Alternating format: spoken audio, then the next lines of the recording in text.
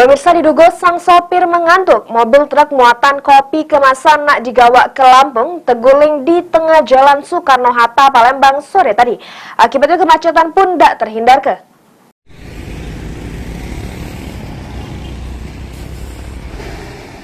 Sebuah mobil truk bermuatan kopi kemasan terguling di tengah jalan Soekarno-Hatta, Palembang, Jumat sore tadi. Terselip mobil truk kuning bernomor BG 8451NW tersebut bermuatan melebihi kapasitas atau odol, overdimensi overloading. Dari data yang dihimpun, sopir truk bernama Jun ini habis bermuat di gudang kopi Mayora, nak diantar ke Provinsi Lampung. Pas di TKP, diduga sang sopir mengantuk sehingga oleng ke kiri. Pas sopir nak dikonfirmasi oleh awak media tentang kronologi kejadian, dirinya dak galak ngomong alias lebih memilih bungkam. Tidak ada korban jiwa jeru insiden ini, namun mengakibatkan kemacetan yang panjang. Insiden ini kemudian ditangani oleh Satlantas Polrestabes Palembang.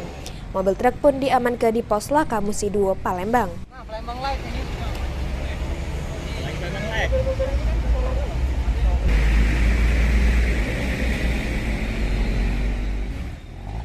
Mulyadi, PAL TV.